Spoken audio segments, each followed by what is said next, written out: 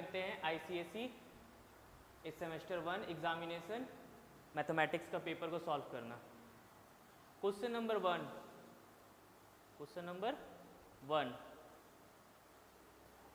1 क्या बोल रहा है? The function f r to r domain r real number और उसका कोडोमेन भी real number defined by f(x) equal to sine 3x plus 2 for all x belongs to real number. It means मेरे को check करना है कि f(x) function क्या है, 1 1 है, ऑन टू है कि नाइदर 1 1 है कि नॉट ऑन टू है कि 1 1 है बट नॉट ऑन टू है। चेक करते हैं। सबसे पहले साइन फंक्शन क्या होता है? पीरियोडिक फंक्शन होता है। तो इससे पता चल जाता है कि साइन फंक्शन अगर पीरियोडिक फंक्शन है तो 1 1 तो हो नहीं सकता। इसका मतलब अगर साइन 3x प्लस 2 का जो वैल्यूज आएगा उसको अगर हम y बोलेंगे तो sine pi minus pi plus 3x plus 2 का जो वैल्यू बोलेंगे उसको भी हम y ही बोलेंगे। ये समझ में आया? मतलब किसी एक x के एक वैल्यूज पे y का 2 वैल्यू आ रहा है तो ये 1 1 तो हो नहीं सकता, तो 1 1 कट गया। ऑन टू हो सकता है। साइन का रेंज क्या होता है? साइन का रेंज साइन x का रेंज -1 से 1 होता है। मेरा कोडोमेन है पूरा रियल नंबर बट मेरा रेंज आया -1 से 1। इट मीन्स कोडोमेन रेंज के बराबर नहीं हुआ तो ऑन टू भी नहीं हो सकता। तो थर्ड वाला आंसर हो जाएगा neither 1 1 nor onto. Question number 1 solve. Question number 2 what will be the principal values of cosec inverse -√2। Simple, cosec inverse -√2 है तो ये तो बन जाएगा minus cosec inverse √2। Cosec inverse √2 कितना आता है? किसका आता है? π/4 का। तो आंसर आ गया -π/4। Option number D answer. Third question, if set A contain 5 element, ठीक है 1 2 3 4 5 element and set B contain 6 element, ये B है 6 element A B C D E F, ये 6 एलिमेंट आ गया। Then number of 1 1 onto mapping from A to B, यहाँ से यहाँ का नंबर ऑफ कितना 1 1 ऑन टू बन सकता है। तो सबसे पहले हम 1 1 बनाते हैं। 1 1 मतलब एक का इमेज, किसी एक का इमेज एक ही इमेज आएगा B में, 1 का एक ही इमेज B में जो A है, 2 का B है, 3 का C है, 4 का D है और 5 का E मान लेते हैं। तो ये 1 1 तो बन गया बट ऑन टू नहीं बना क्योंकि इसका कोई भी प्री इमेज नहीं है A में। इट मीन्स कोडोमेन रेंज के बराबर नहीं आया तो ये ऑन टू नहीं हो सकता। मतलब ऐसा कोई कंडीशन नहीं है जिसमें 1 1 ऑन टू बन सके अगर सेट ए में 5 एलिमेंट है और सेट बी में 6 एलिमेंट है। इससे एक और चीज मिला, अगर 1 1 ऑन टू का मैपिंग पॉसिबल होगा तभी होगा जब सेट ए का element, number of element in set A is greater than equals to number of element in set B, तभी ये पॉसिबल है, तभी 1 1 और ऑन टू हो सकता है। ठीक है, क्वेश्चन नंबर 3 का आंसर हो गया 0। आगे बढ़ते हैं। क्वेश्चन 4 क्या बोल रहा है? If alpha 2 sign inverse x plus cos inverse x का इंटरवल अल्फा और बीटा है, हमको अल्फा और बीटा का रेंज बताना है कहाँ से कहाँ तक है। इसको सॉल्व करते हैं। तो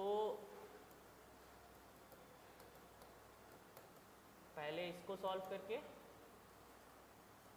कम करते हैं। इसको ऐसे लिख सकते हैं sign inverse x plus sine inverse x plus cos inverse x। ये बोर्ड में आ रहा है, ये आ रहा है, ठीक है।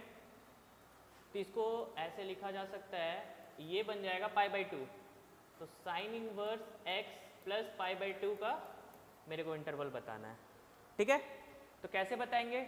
सबसे पहला साइन इनवर्स x का इंटरवल हम जानते हैं, इसका इंटरवल जानते हैं ना, -π/2 से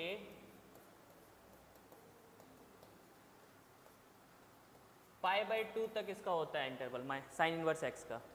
उसमें प्लस π/2 करते हैं तो यहाँ प्लस π/2 कर देते हैं, यहाँ भी प्लस π/2 कर देंगे, यहाँ भी प्लस π/2 कर देंगे।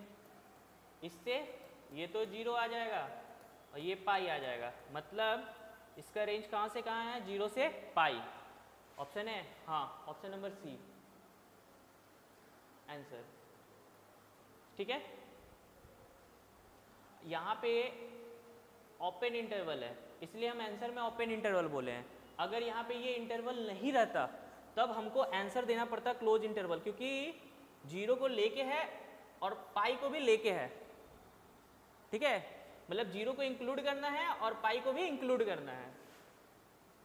आंसर तो ये आता, but according to the question alpha beta का मेरे को ओपन इंटरवल में ही पूछा है कि क्या वैल्यू आना चाहिए, इसलिए हम ये आंसर दे रहे हैं। ठीक है, fifth question, if set A be the set of all students of a boys schools, set A है, इसको पहले मिटा देते हैं। Let A be the set of all student of a boys school, एक स्कूल है जो बॉयज स्कूल है, ठीक है, वो सेट ए है। ठीक है, उसके सारे मेंबर सेट ए है। Then the relation R in A is defined by, कैसा डिफाइन है, ए से B, A is a sister of B. भाई बॉयज स्कूल में कोई किसी का सिस्टर कैसे हो सकता है, ये तो पॉसिबल ही नहीं है। ठीक है, इससे क्या पता चल रहा है कि A is a sister of B.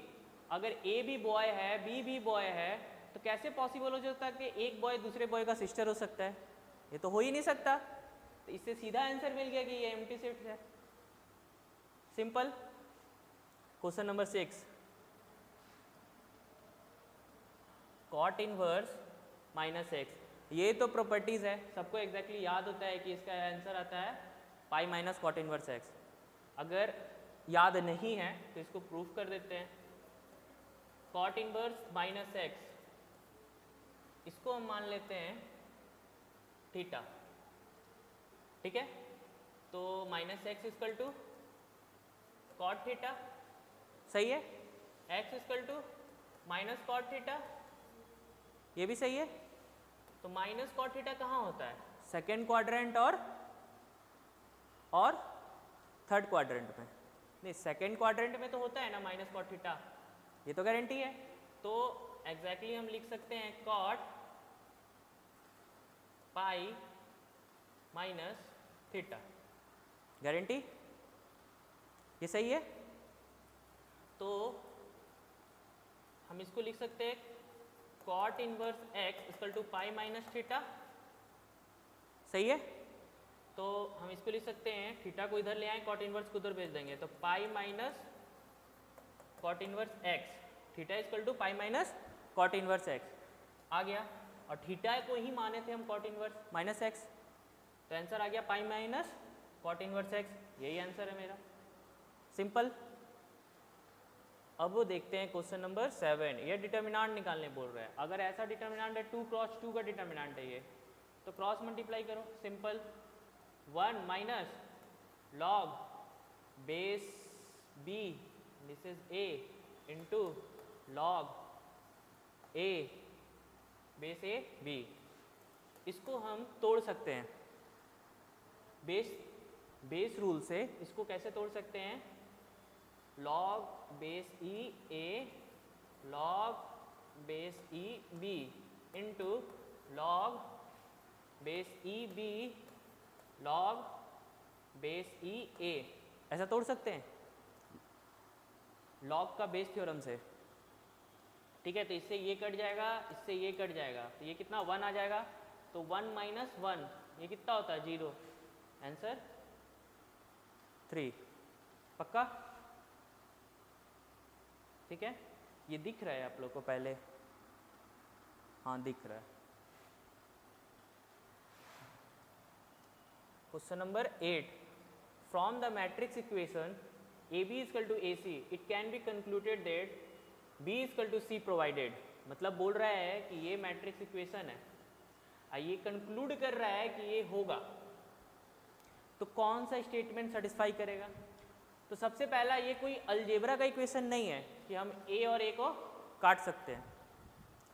ठीक है, इसको b इक्वल टू सी बनाना है तो हम ऐसे नहीं काट सकते। हाँ, इसको हम आइडेंटिटी मैट्रिक्स दोनों तरफ हम बना देंगे तो a हट जाएगा। कैसे बनाएंगे, a को a इनवर्स से मल्टीप्लाई कर दो, अब b तो है ही, और इधर भी a को a इनवर्स से मल्टीप्लाई कर दो, c तो है ही, तो इसको बोलेंगे आइडेंटिटी, ये आइडेंटिटी मैट्रिक्स इंटू बी और ये भी आइडेंटिटी मैट्रिक्स इंटू सी, तब ये आ गया। It means B equal to C आ गया, कंक्लूड हो गया। इट मीन्स मेरे को पता चल गया कि ए इनवर्स तो होगा, तभी ये बन सकता है, मतलब एग्जिस्ट करेगा A inverse, it exist.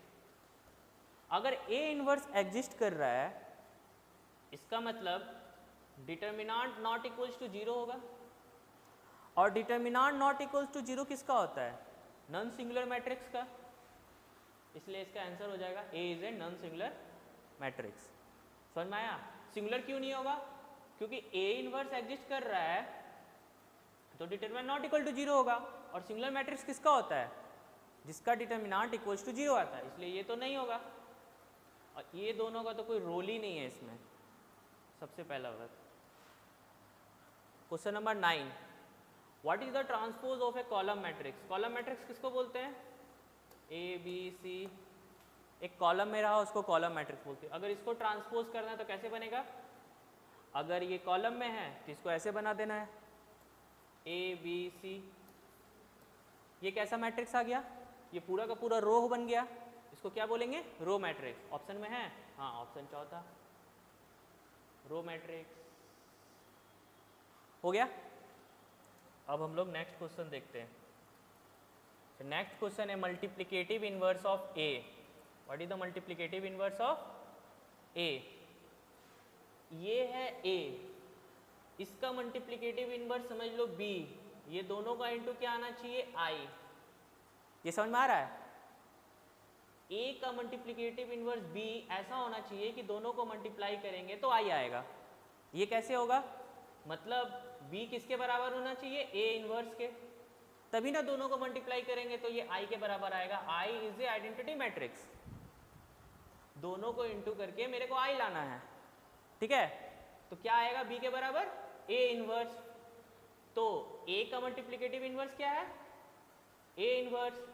A inverse, A inverse है ऑप्शन में? ए इनवर्स नहीं है, हाँ, बट ए इनवर्स का फॉर्मूला क्या होता है? Adjoint of A divided by determinant of A, जो ऑप्शन चौथा है। समझ में आया? एग्जैक्टली तुमको फॉर्मूला भी दे सकता है। If A and B are the two non singular matrix, non singular matrix बोलने का मतलब है इसका जो डिटर्मिनेंट है वो नॉट इक्वल्स टू 0 आएगा, and A be exist, A be exist कर रहा है, देन ए बी इनवर्स। अच्छा, ये तो इन्वर्सल फॉर्मूला है, इन्वर्सल लो, ये तो बी इनवर्स ए इनवर्स होता है, ये तो पता ही है, तो सीधा इसका आंसर हो जाएगा ये, ठीक है? अब हम लोग आगे देखते हैं क्वेश्चन नंबर 12। क्या है question number 12? Determinant a b c x y z p q r है, तो बताना है देन ये इसका वैल्यू कितना होगा। तो हम लोग प्रॉपर्टीज ऑफ डिटर्मिनेंट इस्तेमाल करेंगे। कैसे? इस रो में क्या कॉमन है? इस रो में के कॉमन है, बाहर निकाल लिए के, सिंपल। इस रो में भी क्या कॉमन है? के कॉमन है, निकाल लिए बाहर। और इस रो में क्या कॉमन है? के, ये भी बाहर निकाल लिए। अब तीनों बाहर कॉमन निकाल लिए, जो बचा उसको लिख देते हैं। क्या क्या बच गया? A b c x y z p q r बच गया। जैसे ही बच गया तो ये तो हो गया के क्यूब, और इसका वैल्यू क्या है? A b c x y z p q r same है, तो ये डिटर्मिनेंट के इक्वल होगा। तो मतलब आ गया के क्यूब डिटर्मिनेंट। किसमें है ऑप्शन? हाँ, ऑप्शन नंबर डी मैच कर रहा है, के क्यूब डिटर्मिनेंट। तुम सिंपल निकाल सकते हो यहाँ से भी, यहाँ से के, यहाँ से के, यहाँ से के, या तुम ऐसे भी निकाल सकते हो, यहाँ से के कॉमन, यहाँ से के कॉमन, यहाँ से के कॉमन, जो बच गया उसको रहने दो। तो उसका वैल्यू दिया हुआ है कि डिटर्मिनेंट है, तो के क्यूब इंटू इतना हो गया ना, सिंपल। अब आते हैं हम लोग क्वेश्चन नंबर 13। क्वेश्चन दिख रहा है ना? हाँ दिख रहा है। क्या बोल रहा है? y equal to t square and t equal to x plus 3, तो t का इसमें वैल्यू डाल देंगे, dy बाई डी एक्स निकालने बोल रहा है, ठीक है? तो y equal to t square, t square की जगह हमको वैल्यू मिला हुआ है एक्स प्लस 3, तो हम लोग लिख सकते हैं एक्स प्लस 3 का स्क्वायर, t की जगह पे पुट कर दिए इसका, सिंपल। अब इसका हम dy बाई डी एक्स निकालते हैं, dy बाई डी एक्स कैसे निकलेगा? ये 2 एक्स प्लस 3 सिंपल। और इसका डिफ्रेंशिएशन करना है तो इसका डिफ्रेंशिएशन क्या आएगा 1 प्लस 0, तो सिंपल आ गया 2x प्लस 3।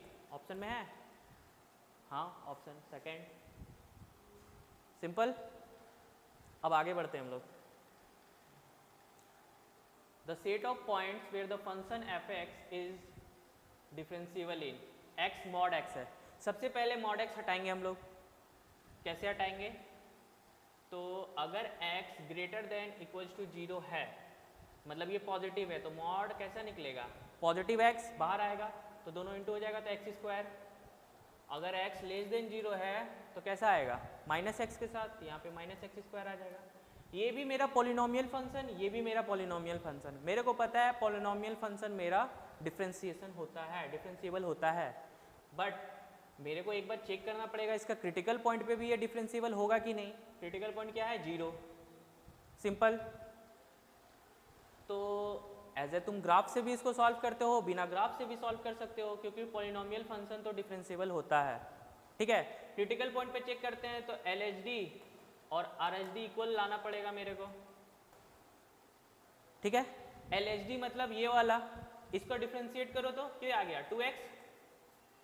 2x आ गया। x की जगह क्या पुट करेंगे? 0, सिंपल आ गया ये 0।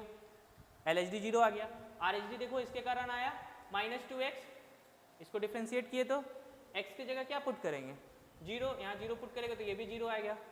मतलब तुम्हारा LHD और RHD 0 0 आ गया, मतलब ये 0 पे भी डिफरेंशिएबल है, ये बता दिया। पॉलिनोमियल के कारण तो ये पूरा जगह डिफरेंशिएबल है, बट इसके कारण मेरे को क्रिटिकल पॉइंट पे भी इसको चेक करना पड़ेगा। और मैंने LHD निकाला वो भी 0 आ गया, RHD निकाला वो भी 0 आ गया, जिसके कारण ये हर जगह डिफरेंशिएबल है। इट मीन्स इसका आंसर क्या होना चाहिए? इसका आंसर होगा 0 से इनफाइनाइट। सही है, ये सारा जगह है।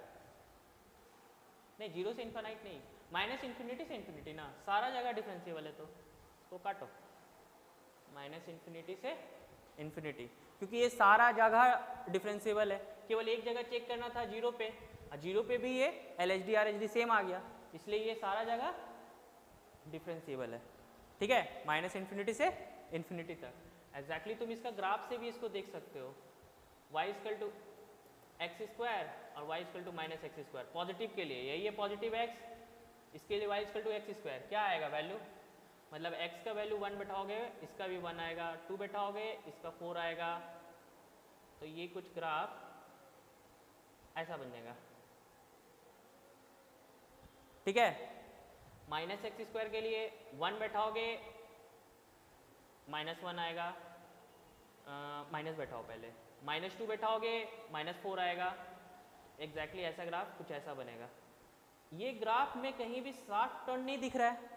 ऐसे भी आंसर दे सकते हैं कि इस ग्राफ में, इस पॉलिनोमियल फंक्शन के ग्राफ में मेरे को कहीं भी शार्प टर्न नहीं दिख रहा है। शार्प टर्न बोलने का मतलब है जैसे मॉड एक्स का ग्राफ में मिलता है मेरे को, तो शार्प टर्न ही बताता है ना कि ये डिफरेंशिएबल है कि नहीं, वहाँ चेक होता है। तो यहाँ पे कहीं भी मेरे को शार्प टर्न नहीं मिल रहा है, जिसके कारण हम बता सकते हैं कि through the point minus infinity से इन्फिनिटी ये सारा जगह डिफरेंशिएबल है। ये समझ में आ गया, ठीक है। अब नेक्स्ट क्वेश्चन बढ़ते हैं, क्वेश्चन नंबर 15। पहले इसको मिटा दो। क्वेश्चन नंबर 15 क्या चल रहा है? If sine inverse x plus sine inverse pi by 2 then dy by dx, differentiable करना है। तो डिफरेंशिएशन तुम जनरल निकाल सकते हैं 1 by root under 1 minus x square, 1 by root under 1 minus y square equal to 0। ये dy बाई dx आएगा, यहाँ पे dy बाई dx निकालना है ना डिफरेंशिएशन, तो dy बाई dx कितना आ जाएगा? ये आ जाएगा minus root under 1 minus y square by 1 minus x square. Option है? नहीं, ऑप्शन तो एक्स वाई में है, मतलब ये वाला डिफरेंशिएशन, इस तरीका से डिफरेंशिएशन हम लोग नहीं कर सकते। दूसरा निकालते हैं, दूसरा तरीका कैसे कर सकते हैं। तो पहले इसको सॉल्व करते हैं। साइन इनवर्स पाई इधर रहने देते हैं, साइन इनवर्स एक्स को उधर भेज देते हैं, तो pi by 2 minus sine inverse x, ये कितना आएगा? Cos inverse x. पक्का? ये आ रहा समझ में? तो 5/2 minus sine inverse inverse cos inverse x आ गया, तो y equal to sine cos inverse x आ गया। गारंटी? दिक्कत है इसमें? और मेरे को पता है कि साइन कॉस इनवर्स एक्स का वैल्यू कितना आता है, ये आता है 1 minus x square, root under 1 minus x square.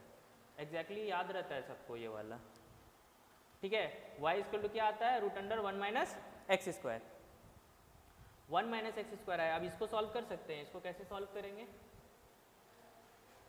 तो रूट अंडर को उधर भेज देते हैं, तो y square equal to 1 minus x square.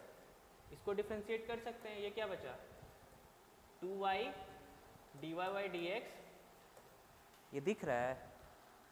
अच्छा ये दिख नहीं रहा है, थोड़ा इधर करते हैं। 2y dy by d x equals to 1 का डिफ्रेंसिएशन 0, इसका माइनस 2x। सिंपल। तो dy बाई डी एक्स कितना आएगा, तो minus 2x by minus 2y, नहीं प्लस 2y, 2 कट गया, minus x by y. D y by d x कितना आया, माइनस एक्स बाई वाई। तो उधर चेक करते हैं, ऑप्शन में है माइनस एक्स बाई वाई। हाँ ऑप्शन बी है। समझ में आया? डायरेक्ट तुम केवल डिफ्रेंशिएशन करोगे, तुमको जो डिफ्रेंशिएशन पता है उससे आंसर नहीं आएगा। कभी कभी तुमको कभी कभी ये सॉल्व भी करना पड़ेगा। ऐसा भी एमसीक्यू में क्वेश्चन आ सकता है, तो तुमको ये प्रॉपर्टीज पता होना चाहिए। आगे बढ़ते हैं हम लोग। क्वेश्चन नंबर 16, ये 11th में हम लोग लिमिट पढ़ते हैं ना, उसी का क्वेश्चन है, ठीक है। तो the value of limit x tends to 0 log 1 plus x by x. देखते हैं ये कौन सा फॉर्मेट में, पहले 0 पुट करते हैं, log 0 0 और नीचे में 0, 0 बाई 0 का फॉर्मेट है। तो तुम एमसीक्यू का क्वेश्चन अगर ऐसा रहे ना 0 बाई 0 का फॉर्मेट या इन्फिनिटी बाई इन्फिनिटी का फॉर्मेट आ जाए, तो मेरे को एल हॉस्पिटल रूल लगा देना है। उसके मतलब ऊपर वाला का डिफरेंशिएशन कर दो, नीचे वाला का डिफरेंशिएशन कर दो, उसके बाद वैल्यू जाके पुट करना। तो ऊपर वाला का differentiation 1 plus x, 1 by 1 plus x, और नीचे वाला का 1। एक्स का वैल्यू पुट करते हैं, यहाँ 0 पुट किए तो 1 बाई 1, आंसर 1 है ऑप्शन में। सीधा बनाने नहीं जाना है, सीधा एल हॉस्पिटल रूल लगा देना है, ठीक है। क्वेश्चन नंबर 17, छोटा हो जाओ। अच्छा, वैल्यू ऑफ एक्स निकालना है इस डिटर्मिनेंट के इक्वेशन से। या तो तुम ऐसे कर सकते हो, इस डिटर्मिनेंट का इक्वेशन को डिटर्मिनेंट का फॉर्मूला से सॉल्व करो, लंबा वाला क्यूबिक का टर्म में आएगा, क्योंकि 3x है तो क्यूबिक का टर्म में आएगा। उसके बाद क्यूबिक फंक्शंस को सॉल्व करो, आंसर लाओ। वो मेरा एक नॉर्मल जनरल मेथड हुआ। बट हम एमसीक्यू है तो हम ऐसा भी कर सकते हैं, वैल्यूज उठा उठा के पुट करते हैं, जिसके कारण 0 आ गया वो आंसर, उससे परफेक्ट आंसर आएगा। सबसे पहले हम छोटा वाला वैल्यू पुट करते हैं 0, ठीक है।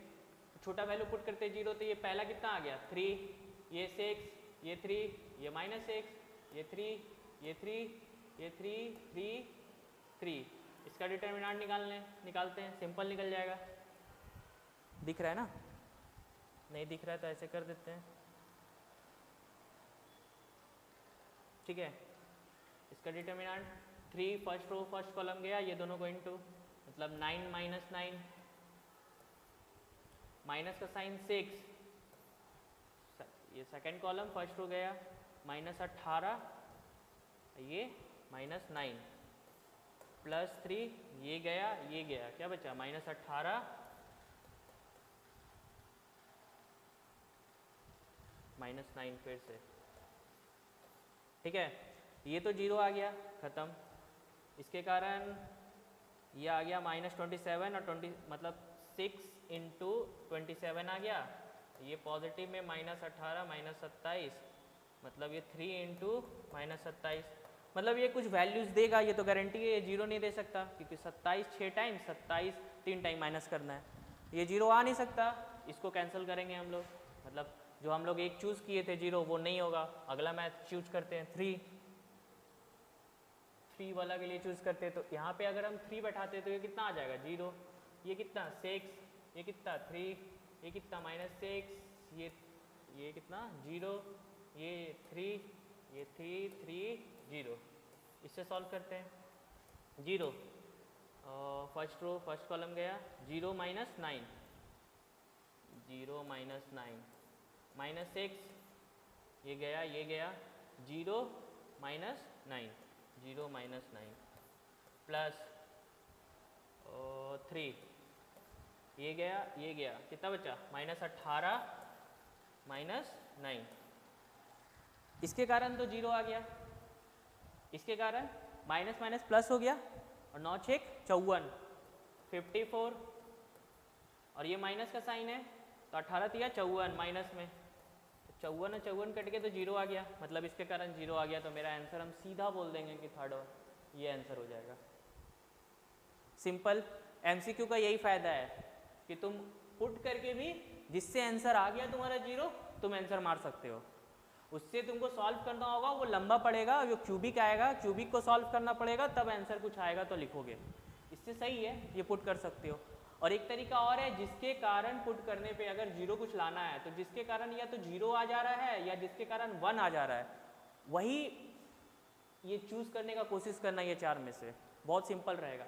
जिसके कारण 0 आ जा रहा है या जिसके कारण 1 आ रहा है, सिंपल ये बन गया। इसका आंसर क्या आया था 3। अगला question, any tangent to the curve y equal to इतना। अच्छा पहले हम लोग इसका टेंजेंट निकालते हैं। कैसे निकालेंगे टेंजेंट, मतलब dy बाई डी एक्स निकालो। dy बाई डी एक्स निकाला मैं तो कितना आया 721 x पे पावर 6 प्लस 5, ये आ गया dy बाई डी एक्स। अब 4 ऑप्शन देखते हैं। Is parallel to x axis, अच्छा dy by d x parallel to x axis. Parallel to x axis का मतलब उसका dy बाई डी एक्स क्या आना चाहिए, उसका dy बाई डी एक्स 0 आना चाहिए, तभी वो पैरेलल टू x एक्सिस होगा। ठीक है, क्योंकि पैरेलल टू x एक्सिस का इक्वेशन क्या होता है y इक्वल टू 0, तो मतलब इसका dy बाई डी एक्स क्या आना चाहिए 0। ठीक है, तो मेरा dy बाई डी एक्स 0 आएगा।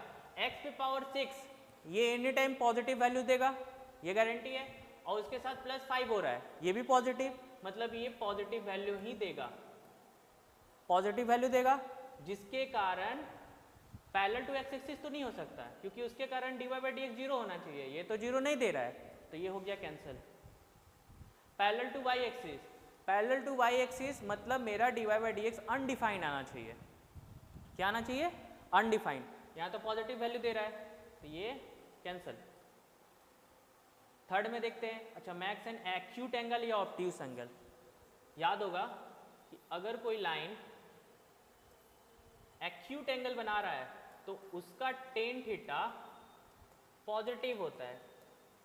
अगर कोई लाइन ऑब्ट्यूस एंगल बना रहा है with anti clockwise direction with x axis, तो इसका जो थीटा 1 मान लो तो ये टेन थीटा 2 मान लो तो ये नेगेटिव होगा, और टेन थीटा को ही हम लोग dy बाई डी एक्स बोलते हैं, टेंजेंट बोलते हैं, यहाँ भी टेंजेंट बोलते हैं।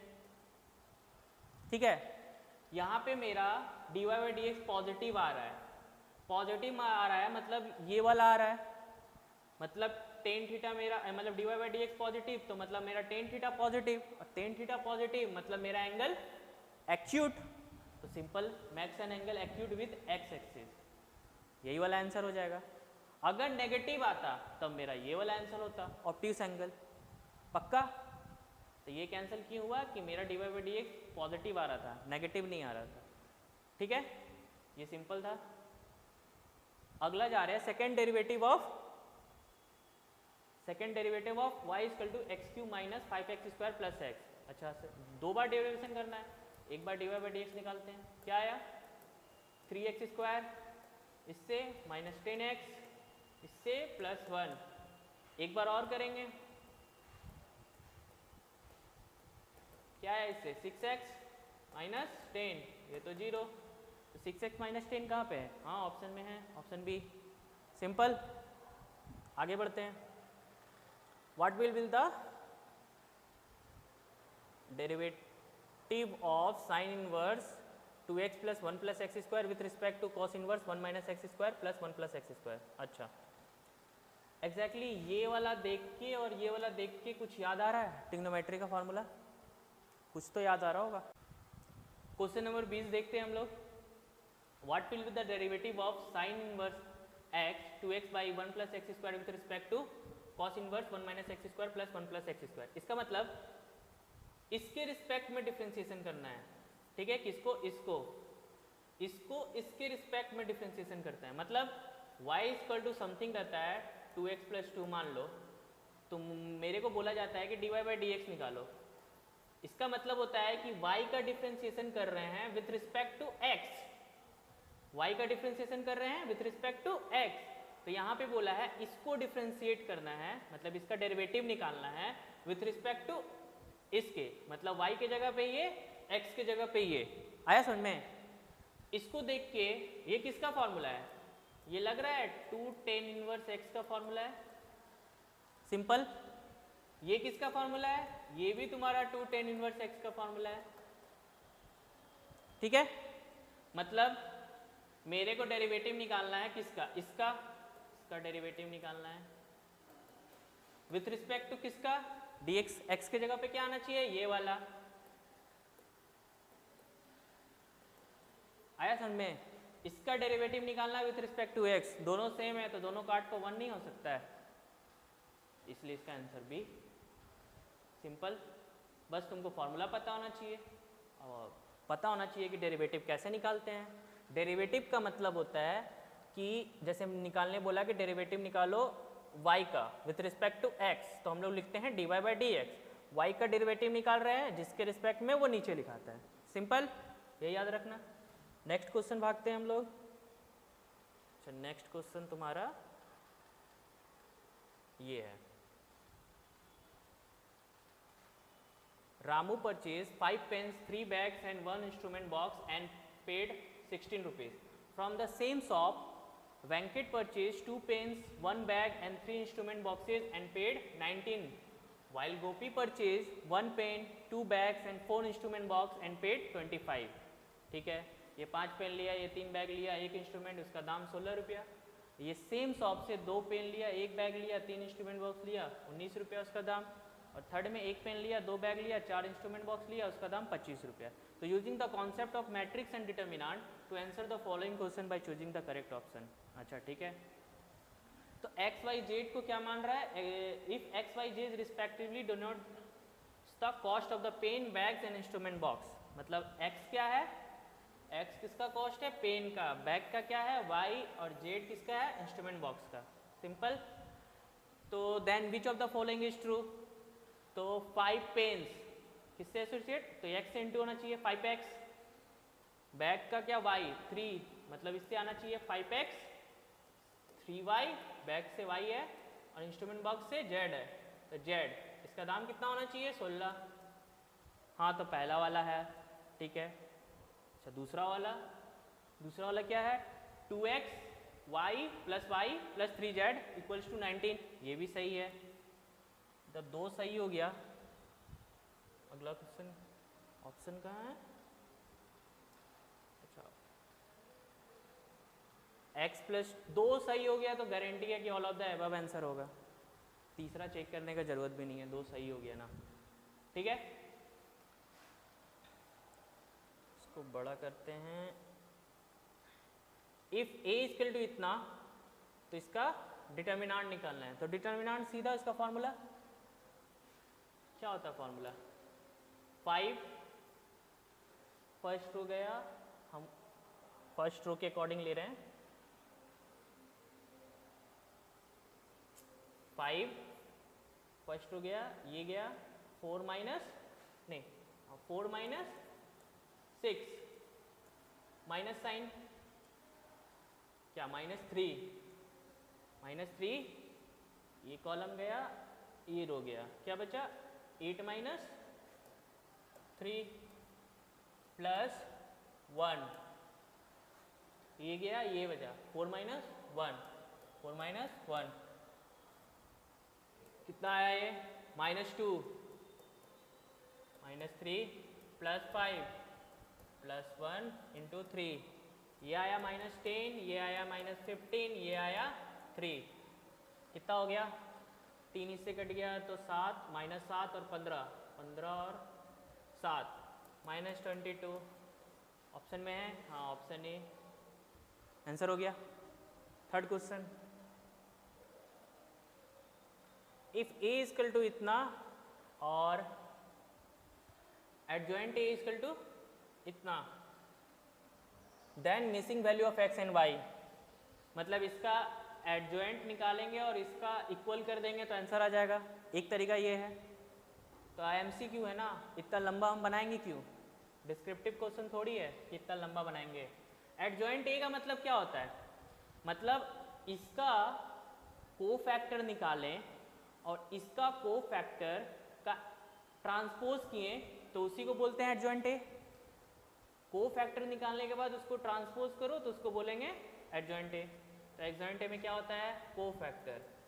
तो कोफैक्टर 1 1 का, 1 2 का, 1 3 का, 2 1 का, 2 2 का, 2 3 का, 3 1 का, 3 2 का, 3 3 का, इसी का हम लोग कोफैक्टर निकालते हैं।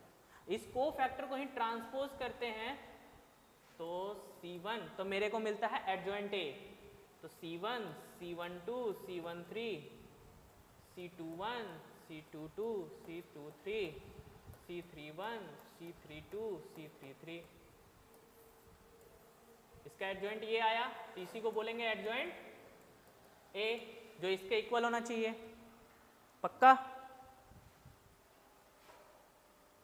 होना चाहिए, इसके इक्वल होना चाहिए ये वाला।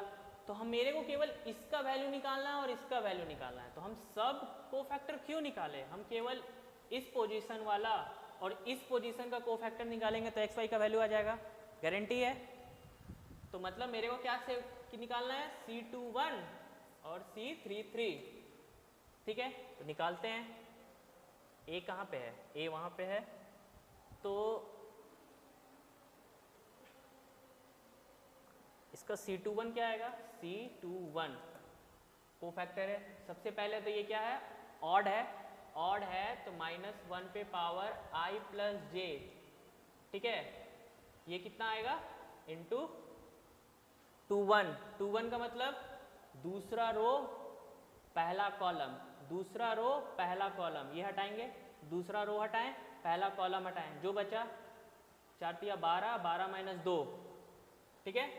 मतलब ये दोनों को इंटू करेंगे 12 माइनस 2, इसके कारण I प्लस जे मेरा ऑड है, -1 पे पावर ऑड नंबर क्या आएगा, माइनस आया और इसके कारण 10 आ गया, मतलब -10। 21 का वैल्यू -10, C21 का वो कैसा है, x का, मतलब इसका x का वैल्यू -10 ऑप्शन में है, x का वैल्यू -10। अच्छा दो जगह है, तब तो मेरे को y भी निकालना पड़ेगा, निकालते हैं। y का वैल्यू मतलब C33, तो C33 निकालते हैं, -1 पे पावर I प्लस जे, ये तो पॉजिटिव आ जाएगा क्योंकि ये ऑड नंबर है। तीसरा रो तीसरा कॉलम, तीसरा कॉलम हटाएं तो क्या बचा, 5 क्रॉस मल्टीप्लाई इसको करो इसके साथ, 5 माइनस 6 कितना आ गया, -1, मतलब y का वैल्यू -1 किसमें है, फर्स्ट वाला, -10x का y का वैल्यू -1। समझ में आया कैसे निकाले, वो लंबा बनता अगर मैं इसका केवल सबका कोफैक्टर निकालता और फिर इसके इक्वेट करता, तो वो लंबा मेथड होता है। बट हम केवल इसका कोफैक्टर निकालें इस तरीका से, और किसका कोफैक्टर का वैल्यू है x और किसका कोफैक्टर का वैल्यू है y, वो निकाल लिए, तो ये सिंपल बन गया। मेरे को 2 ही टर्म निकालना पड़ा, टाइम भी बच गया इसमें, ठीक है। ऐसा ही MCQ को सॉल्व किया जाता है। नेक्स्ट क्वेश्चन देखते हैं, the cost of 1 pen is, एक पेन का कॉस्ट को क्या रखे थे, x माने थे, तो x के वैल्यू पूछ रहा है। तो मेरे को ये पता है कि इक्वेशन कैसे सॉल्व होता है, ax इंटू बी, तो x equal to a inverse into b होता है, गारंटी। तो मेरे को a इनवर्स निकालना है और b करना है, ठीक है। 3 इक्वेशन क्या था वो लिख लेते हैं पहले। 3 इक्वेशन क्या था, 5x plus 3y plus z equal to 16, 5x plus 3y plus z equal to 16। दूसरा क्या है, 2x plus y plus 3z 2x plus y plus 3z equal to 19। Third तो यहीं पे था, x प्लस 2y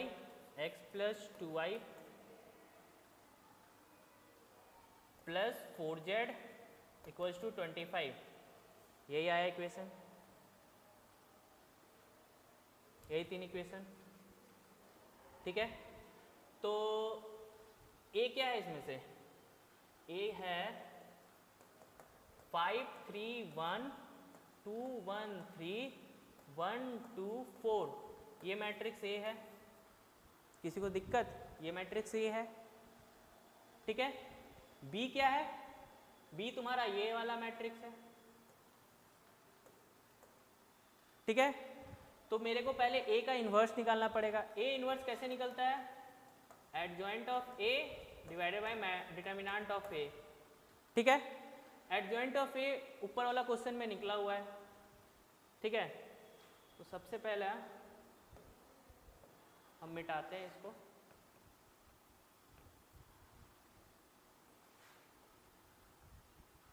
ठीक है।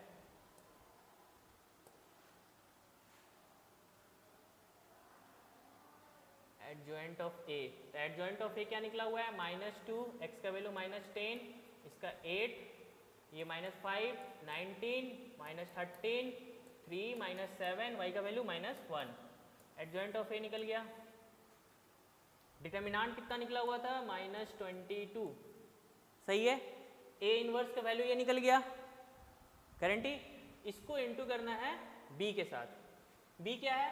16 19 25, 16 19 25, ये दिख रहा है ना? थोड़ा मैनेज करना है। ये निकला तुम्हारा ए इनवर्स, ये निकला बी, तो x का वैल्यू ए इनवर्स बी ही था। x क्या है तुम्हारा? x y z। अब मेरे को यही x का वैल्यू चाहिए, केवल x का वैल्यू चाहिए। तो उसके लिए तो केवल हम x के लिए इसको इसके साथ इंटू करते हैं, ठीक है। इसको इसके साथ इंटू करते हैं और डिवाइड कर देंगे -22 से, तो वो x का वैल्यू आ जाएगा। y निकालना होता तो इसको इसके साथ इंटू करते हैं और -22 से डिवाइड कर देते हैं, और इसको इसके साथ इंटू करते हैं और -22 से डिवाइड करते हैं, तो z निकलता। मेरे को निकालना है x, तो x कैसे निकलेगा? -2 को 16 से, प्लस -10 को 19 से, प्लस 8 को 25 से, ठीक है। और इसको डिवाइड करना है -22 से। कितना आया? ये तो आ गया ऊपर में -32 प्लस -190 प्लस 200, इससे -10 आया। -10 -32 -22, ऊपर में -22 आ गया, नीचे में भी -22 है, तो -22 बाई -22 कितना हुआ? 1। आ रहा है समझ में? -22 बाई -22 कितना आया? 1। ऑप्शन में है, ऑप्शन सी, आंसर आ गया। ये खत्म हो गया पूरा। अगला क्वेश्चन देखते हैं। A normal window, Norman window is constructed by joining a semicircle to the top of a ordinary rectangular window as shown in the figure.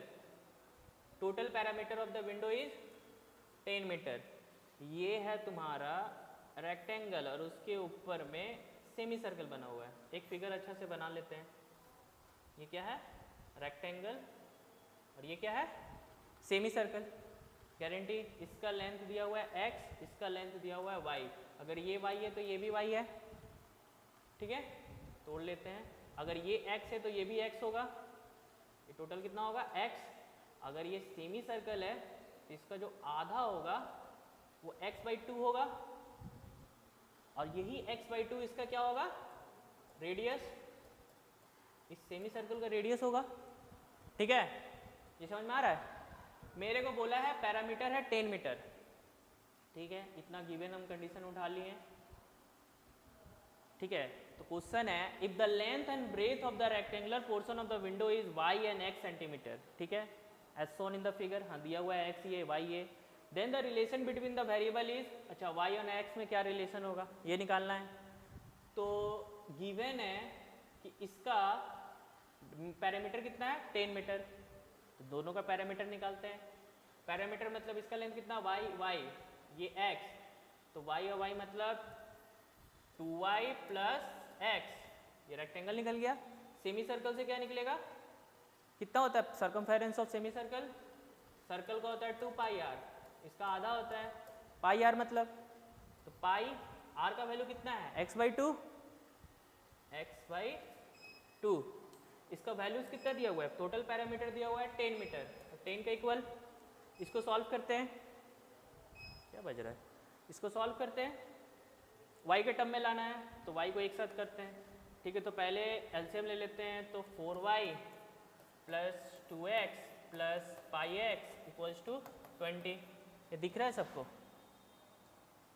ये दिख रहा है ना, एलसीएम लिए ख़त्म किए और 2 को इधर भेज दिए, तो क्या आया, y को एक तरफ रहने दो और इसको उधर भेज दो, तो 20 माइनस, इसमें से x कॉमन ले लो, पाई प्लस 2, तो y equal to 20 minus x pi plus 2 divided by 4, guarantee यही आना चाहिए, ये है ऑप्शन में 20 minus x pi plus 2, t minus x pi plus 2 divided by 4, ये वाला आंसर, ठीक है। क्वेश्चन नंबर 1 बन गया। क्वेश्चन नंबर 2 में जाते हैं, क्या है भाई, let A be the area of the normal window, normal window which admits the sunlight, then area express in, area निकालना है। सबसे पहले फिगर देखते हैं, फिगर कुछ ऐसा था, ये था y, ये था y, ये है x, ये है x, ये है इसका रेडियस x/2, तो रेक्टेंगल का एरिया कितना होता है, लेंथ इंटू ब्रेड, मतलब x इंटू वाई, एरिया आ गया x into y, plus semicircle का एरिया, सर्कल का होता है pi r square, semicircle का बाई 2, तो पाई आर स्क्वायर बाई 2, यही एरिया है पूरा शेप का, गारंटी। तो मेरे को केवल x के टर्म में आंसर है, तो मेरे को यहाँ भी x के टर्म में केवल लाना पड़ेगा, चलो r को तो ला देंगे हम x के टर्म में, y को कैसे लाएंगे, इससे प्रीवियस में हम लाए थे वही पुट कर देंगे, क्या पुट करेंगे, x, y का वैल्यू क्या आया था 20 minus pi plus 2x by 4,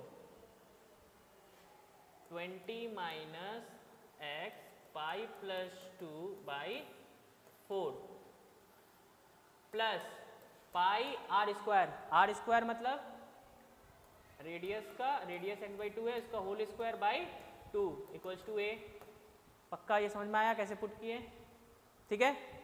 अब इसको सॉल्व करना है, कैसे सॉल्व करना है, तो मेरे को दिख रहा है, इसको सॉल्व करते हैं, पहले x को अंदर डाल देते हैं, तो 20x माइनस एक्स स्क्वायर को पाई से इंटू करते हैं, तो एक्स स्क्वायर बाई पाई, ये माइनस है, ये भी प्लस है, तो minus plus minus minus x square हुआ इंटू और 2 मतलब 2x स्क्वायर, ये समझ में आया, डिवाइडेड बाई 4, इसको सॉल्व करते हैं, पाई एक्स स्क्वायर बाई 4 और डिवाइडेड बाई 2 है इक्वल टू a, यहाँ तक आया समझ में।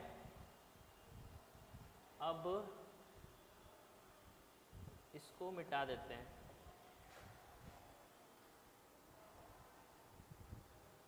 ठीक है,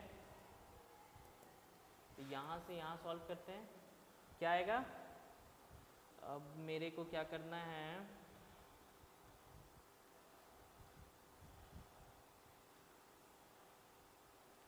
एलसीएम ले लेते हैं 8, ठीक है, एलसीएम ले लेते हैं 8,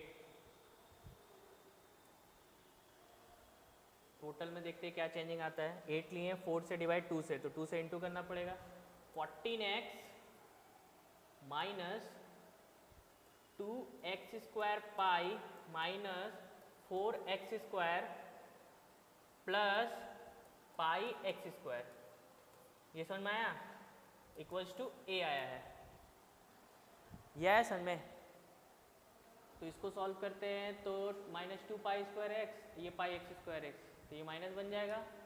ठीक है, और इसको फिर मिटाते हैं।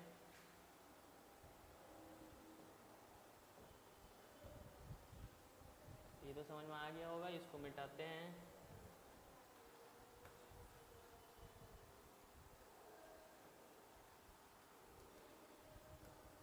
क्या आया होगा, 40x माइनस से प्लस तो minus x square pi minus 4x square by 8, यही a के बराबर है। ठीक है, तो ये क्या आया होगा, इसमें क्या कॉमन है, एक्स स्क्वायर। ठीक है, इसमें एक्स स्क्वायर कॉमन है, डिवाइड कर देते हैं। मतलब 14x by 8 minus x square pi by 8 minus 4x square by 8, यही a के बराबर होगा। इसमें दिक्कत, इसको काटे तो 5 बन गया, 5x, यहाँ लिख दिए 5x, इसको किए तो minus x square pi by 8, इसको किए तो minus x square by 2 equals to a आया। गारंटी इसमें दिक्कत, आंसर आ गया 5x minus x square by pi into 8 minus x square by 2 equal to a। कौन सा मैच कर रहा है, 5x, सब में 5x है। ठीक है, minus x square 8 into pi, minus minus ये दोनों में है, एक्स स्क्वायर पाई बाई 8, अच्छा इसमें पाई बाई 2 है, यही हो गया। और लास्ट वाला x minus x square by 2 इसी में है, ऑप्शन नंबर सी सही हो गया। ठीक है, ये आप सॉल्व जैसे ही कर सकते हैं। Third question, for maximum values of a what will be the radius of the semi circle. Answer क्या आया था, ये आया था ना एरिया का, तो मैक्सिमम वैल्यू ऑफ एरिया पूछ रहा है, what will the radius of the semi circle. इसी को मैक्सिमाइज करना है पहले, तो मैक्सिमाइज करने के लिए सबसे पहले इसका क्या निकालते हैं, dy बाई dx। तो मतलब मेरे को निकालना है dA बाई dx, कितना आएगा, इसको डिफ्रेंशिएट करो, 5 माइनस इसको करो 2x पाई बाई 8, इसको करो माइनस 2x बाई 2, पक्का। और dy बाई dx देखते हैं कि कहाँ पे इक्वल टू 0 करते हैं, और फिर उसके बाद देखते हैं x का कौन सा क्रिटिकल वैल्यू निकलेगा। तो सबसे पहले इसका क्रिटिकल वैल्यू निकालने के लिए इसको इक्वल टू 0 करना पड़ेगा, कर दिए। x का वैल्यू फाइंड करो, कैसे करेंगे, x का वैल्यू फाइंड, एलसीएम निकाल लो 8।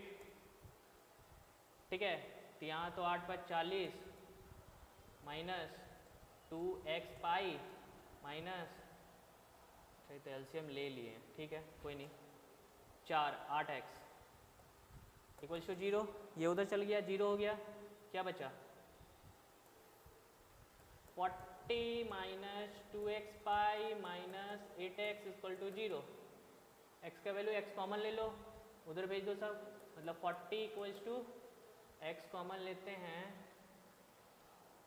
x कॉमन क्या आएगा, 2x कॉमन आएगा, 2x कॉमन लेते हैं तो उधर तो सारा प्लस में चला जाएगा, तो पाई प्लस 4 बचेगा, 2x पाई प्लस में उधर जाएगा और 8x, सही है। ठीक है, ये 2 से ये कट गया, ये 20 बचा, तो x का वैल्यू क्या आया, x का वैल्यू आ गया 20 बाई पाई प्लस 4, सिंपल। ये देखो यही आया 20 बाई पाई प्लस 4, x का वैल्यू आ गया पक्का। ठीक है, और जैसे ही x का ये वैल्यू आ गया, मेरे को क्या चीज वैल्यू बोला, रेडियस निकालने बोला, रेडियस इक्वल टू क्या था, x बाई 2। ठीक है, तो इसको डिवाइड करेंगे 2 से तो कितना आ जाएगा, radius equal to 10 by pi plus 4, मतलब मान लो सब x बाई 2 आई है, तो एक ही वैल्यू आया है तो यही मैक्सिमम होगा, आगे चेक करने का जरूरत नहीं है, डबल डिफरेंशिएशन नेगेटिव आता है कि पॉजिटिव, गारंटी। तो r का वैल्यू क्या आ गया, 10 बाई पाई प्लस 4 है ऑप्शन में, हाँ है ऑप्शन सी। x का वैल्यू नहीं लिख देना, x का वैल्यू नहीं लिख देना, radius of the semi circle बोल रहा है, what will be the radius of the semi circle, और रेडियस तुम्हारा x बाई 2 है, इसीलिए मेरा ये वैल्यू आ रहा है 10 बाई पाई प्लस 4। ठीक है, नेक्स्ट क्वेश्चन देखते हैं, for maximum values of a the length of rectangular represented by y, मतलब वाई का मैक्सिमम वैल्यू पूछ रहा है, तो एक्स का मैक्सिमम वैल्यू तो निकल गया ना, एक्स का मैक्सिमम वैल्यू क्या आया था 20/π+4, वो तो x/2 का वैल्यू आया था ना 10/π+4, x का मैक्सिमम वैल्यू तो यही आया था। इसको पुट कर देंगे हम y के इक्वेशन में, जो पहला इक्वेशन आया था ना y का, ये वाला, इसमें हम x का वैल्यू पुट कर देंगे। क्या वैल्यू पुट करेंगे x का, कौन सा मैक्सिमम, क्या था maximum value 20/π+4 divided by whole divided by, नहीं x का केवल था ना, होल डिवाइडेड बाई 4, एग्जैक्टली पहले इसको उड़ा दो, y = 20 - π+2, x का वैल्यू था 20/π+4 होल डिवाइडेड बाई 4। सॉल्व करते हैं, π+4 से इसको मल्टीप्लाई करते हैं, कितना आएगा 20π + 80 माइनस, इसको सॉल्व करो 20π -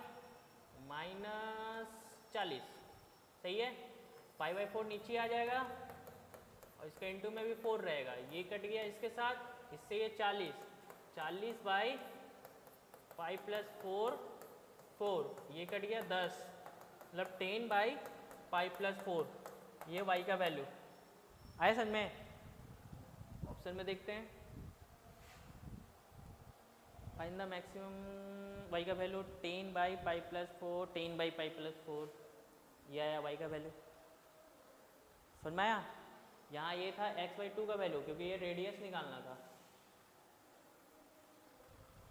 ठीक है। ये क्वेश्चन खत्म। क्वेश्चन नंबर, इसको पहले मिटा दो। Consider the mapping of function f जिसका डोमेन a to b है फंक्शन, मतलब डोमेन क्या है a और कोडोमेन क्या है b, is defined by fx = इतना, ठीक है, such that fx is 1, 1 on 2, मतलब मेरे को पहले ही से बता दिया कि 1, 1 भी है और on 2 भी है, मतलब कोडोमेन मेरा रेंज के बराबर भी है और हर एक एलिमेंट जो a में है वो सबका इमेज निकल रहा है b में, ठीक है। Based on the above information answer the following question by choosing the correct option. Domain of fx simple है, डोमेन ऑफ fx मतलब x का वो वैल्यू जिसके कारण y डिफाइन हो, या x का वो सारा अलाउड वैल्यू जिसके कारण y डिफाइन हो। अलाउड वैल्यू बोलने का मतलब है कि y अनडिफाइंड नहीं आना चाहिए, तो y कहाँ अनडिफाइन आएगा, अगर नीचे में x का वैल्यू 0 आ जाए तो y अनडिफाइन होगा, बाकी सब जगह y डिफाइन होगा, पक्का। हम लोग डोमेन रेंज में पढ़े थे कि कैसे निकालते हैं, तो नीचे वाला जो डिनोमिनेटर है वो नॉट इक्वल्स टू 0 होना चाहिए, x का सारा वैल्यू निकालना है तो, ठीक है, डोमेन निकालना है तो मतलब x नॉट इक्वल्स टू 2 होना चाहिए, गारंटी। इसका मतलब x का सारा वैल्यू पॉसिबल है रियल नंबर, बस 2 को छोड़कर, यही इसका मतलब होता है। तो आंसर ये हो जाएगा इसका डोमेन। आ रहा समझ में कैसे हुआ, ठीक है। क्वेश्चन 1 हो गया। क्वेश्चन 2, रेंज ऑफ fx क्या पूछ रहा है, क्वेश्चन 2 में पूछ रहा है रेंज ऑफ fx। पहले fx क्या है, x - 1 x - 2, इसका रेंज पूछ रहा है, रेंज मतलब y का वो सारा वैल्यू, ठीक है, जहां पे x डिफाइन हो, y का वो सारा वैल्यू जहां पे x डिफाइन हो। तो उसके लिए मेरे को y in terms of x है, तो मेरे को x in terms of y करना है, तो y = x - 1 x - 2 मल्टीप्लाई करते हैं, xy - 2y = x - 1। अब इस x को इधर ले आते हैं, उस y को उधर भेज देते हैं, तो xy - x = 2y - 1, x common लिए तो y - 1, 2y - 1, x का इक्वल हो जाएगा 2y - 1 बाई y - 1, ठीक है। x डिफाइन आना चाहिए, y का सारा वैल्यू बताना है जहाँ पे x डिफाइन आना चाहिए, मतलब y का अलाउड वैल्यू जहाँ पे x डिफाइन आना चाहिए। तो x कहाँ पे अनडिफाइन आएगा, अगर इसके नीचे में 0 आ जाए तो समथिंग बाई 0 अनडिफाइंड हो जाता है, तो मतलब y minus one not equal to zero होना चाहिए, तभी जाके x डिफाइन आएगा। तो y का y minus one not equal to zero होना चाहिए, मतलब y not equal to one होना चाहिए। y का सारा वैल्यू पॉसिबल है, बस वन नहीं होना चाहिए। तो इस कौन से ऑप्शन में, ये ऑप्शन नंबर सी में है। समझ में आ गया? रेंज क्या होगा? सिंपल, अगर मेरे को डोमेन निकालना है तो x का वैल्यू निकालना है जहाँ पे वो डिफाइन आना चाहिए, तो डिनोमिनेटर कहाँ पे जीरो आ रहा है वो चेक कर लो। अगर मेरे को रेंज निकालना है तो y के टर्म में कन्वर्ट करो और देखो कि y कहाँ पे जीरो आ रहा है डिनोमिनेटर में, ठीक है? वो नहीं आना चाहिए, बाकी सब वैल्यू पॉसिबल है। तो डोमेन हो गया, रेंज हो गया। नेक्स्ट क्वेश्चन, नेक्स्ट क्वेश्चन क्या है? gx equal to 2fx minus one. अच्छा, एक फंक्शन है gx जिसका वैल्यू बता रहा है 2fx माइनस वन होना चाहिए। fx का वैल्यू क्या है? x minus one, x minus two और माइनस वन। सॉल्व करते हैं। इसका मतलब 2x माइनस टू इधर कर लिए इसको, तो एग्जैक्टली क्या आ जाएगा? Minus x plus two minus two cut गया, नीचे में x माइनस टू तो रहेगा ही, और ऊपर में 2x माइनस एक्स बच गया, तो x by x minus two. ये दिख रहा है? x by x minus two, मतलब gx का वैल्यू ये आ जाएगा। ऑप्शन में है, हाँ ऑप्शन डी। सिंपल। इसका next question, a function fx is said to be 1 function कब होता है? If fx1 equal to fx2 belongs to x1 equal to x2, मतलब fx1 अगर fx2 को सॉल्व कर रहे हैं, अगर उसको सॉल्व करने के बाद ये आ जा रहा है, ठीक है, तब होता है। हाँ, यही कंडीशन में 1 1 होता है। इसका मतलब होता है कि x1 का वैल्यू x2 के बराबर, यही कंडीशन है कि 1 1 होगा, ठीक है? मतलब इसका हर एक एलिमेंट सेट से का सेट बी में एक ही इमेज बना रहा है, ठीक है? और हर एक का एलिमेंट का इमेज बन रहा है, यही कंडीशन होता है तुम्हारा 1 1 का। पक्का? ये तो होता नहीं है, ये होता नहीं है, और ये भी नहीं होता है। एग्जैक्टली सॉल्व ऐसे ही करते हैं कि हम लोग मान लेते हैं fx इक्वल टू fx2, उसको सॉल्व करने के बाद अगर x1 इक्वल टू x2 आ गया तब बोलते हैं कि हाँ ये 1 1 है, ठीक है? समझ में आया? नेक्स्ट क्वेश्चन बनाते हैं हम लोग सेक्शन बी। हम लोग सेक्शन सी सॉल्व करेंगे। सेक्शन सी बहुत इजी है, ठीक है? सेक्शन सी का पहला क्वेश्चन, एक company sells its product for 20 per unit, मतलब एक यूनिट का दाम है 20 रुपीज, ठीक है? तो fixed cost for the company is, इसका फिक्स्ड कॉस्ट कितना है? 45,000 fixed cost, and variable cost is estimated to run 25% of total revenue. कितना रेवेन्यू आएगा उसका 25% हो जाएगा तुम्हारा variable cost. If x denotes the number of units produce, क्या बता रहा है x कि नंबर ऑफ यूनिट प्रोड्यूस कितना हुआ, x डिनोट कर रहा है भाई। What will be the total cost function? Total cost function का फॉर्मूला होता है fixed cost plus variable cost. Guarantee? तो फिक्स्ड कॉस्ट तो दिया हुआ है 45,000, वेरिएबल कॉस्ट दिया हुआ है 25% ऑफ टोटल रेवेन्यू। रेवेन्यू कितना होता है? वो कितना कमाया, ठीक है? तो वो कितना कमाया? एक प्रोडक्ट का दाम रखा है 20 और x डिनोट कर रहा है नंबर ऑफ यूनिट, मतलब नंबर ऑफ प्रोडक्ट कितना है? x यूनिट, ठीक है? मतलब वो 20 इंटू एक्स, वही उसका टोटल रेवेन्यू हुआ, उतना ही ना कमाया वो, तो 20x इसका टोटल रेवेन्यू हो गया। आंसर कितना हो गया? 25 4 4 5 5x, मतलब 25,000 प्लस 5x। ऑप्शन में है option A. Simple question. Total cost function का differential formula fixed cost plus variable cost.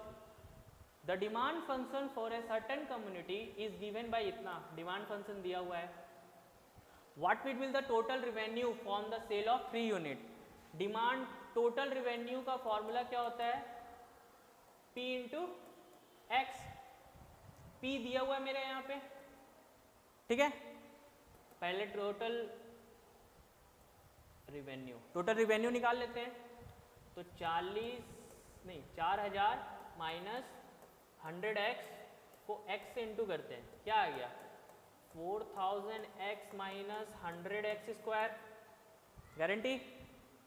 अब बोला है कब निकालना है टोटल रेवेन्यू, जब सेल हुआ है मात्र 3 यूनिट का। 3 यूनिट का मतलब x का वैल्यू 3 यूनिट है, x का वैल्यू 3 यूनिट है। तो 4000 इंटू 3 कितना आ गया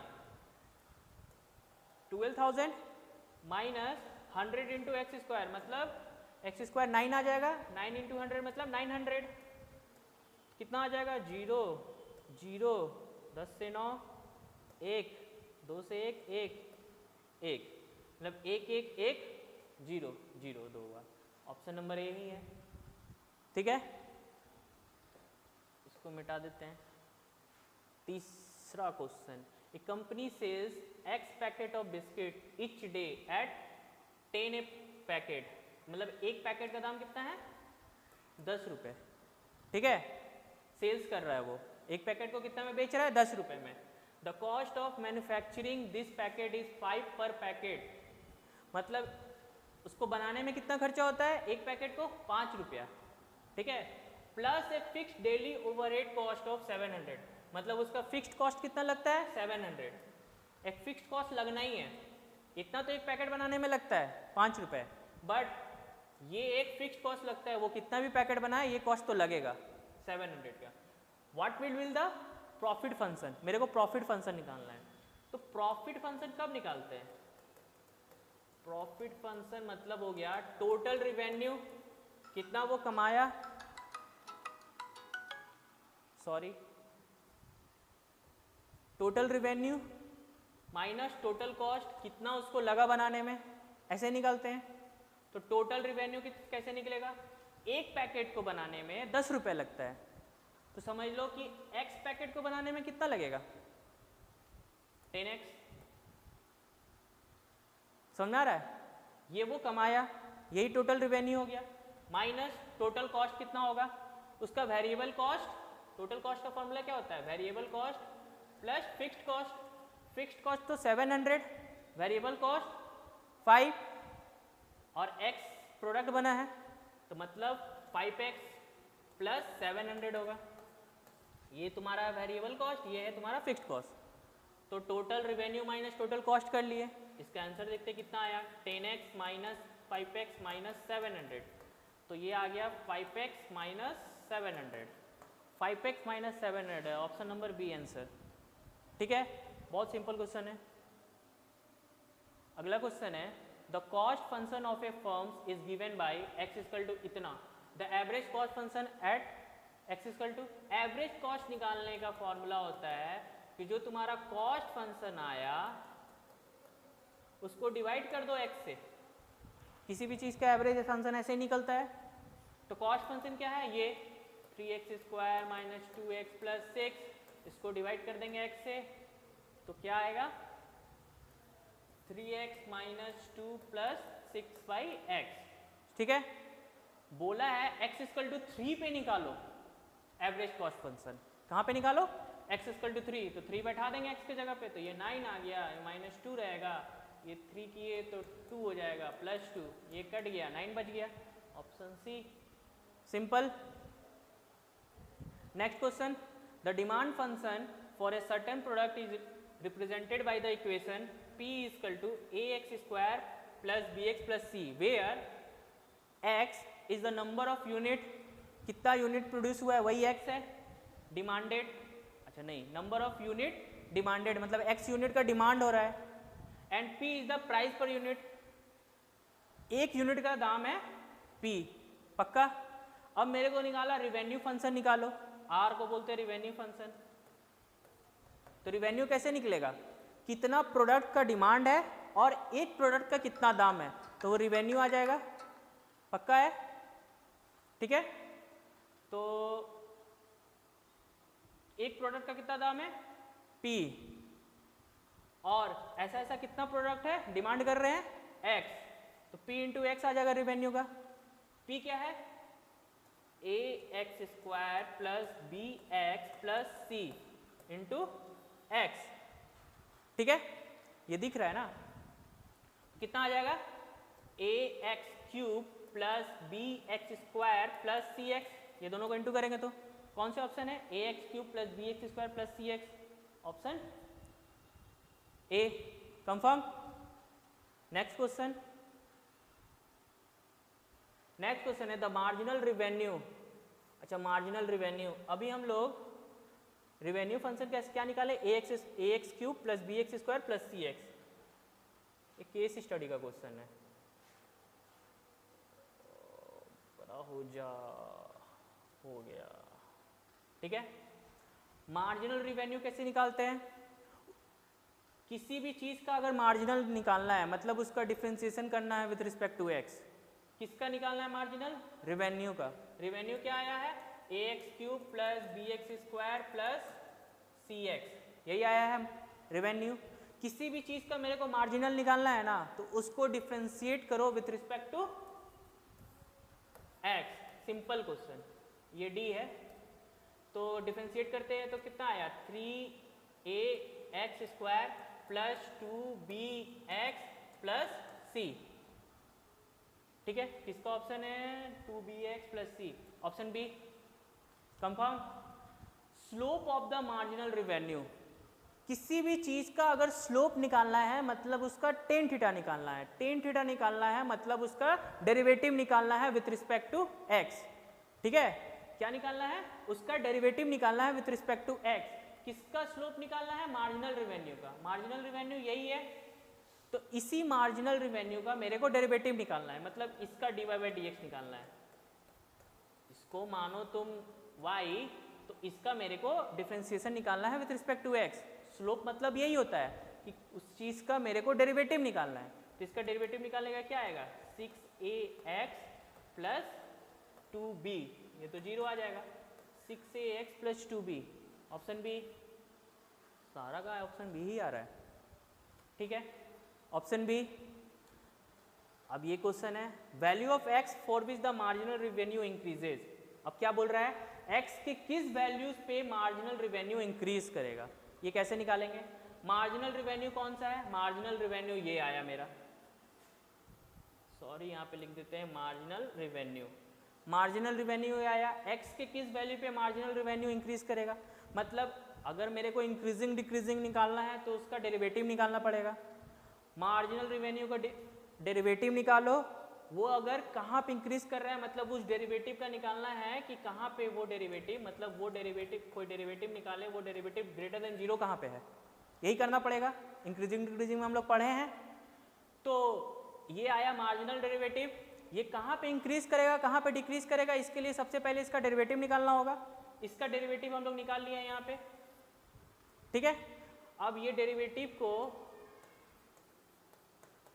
अगर बोल रहा है इंक्रीजिंग निकालने के लिए कहाँ पे इंक्रीज करेगा, तो मेरे को ग्रेटर देन 0 निकालना पड़ेगा, ठीक है, ग्रेटर देन इक्वल टू 0 कहाँ पे करेगा एग्जैक्टली देखो, तो -2 उधर चला गया, तो 6ax greater than equal to -2b, x greater than equal to -2b by 6a, तो ये 3 मतलब -b बाई 3a आया, x ग्रेटर देन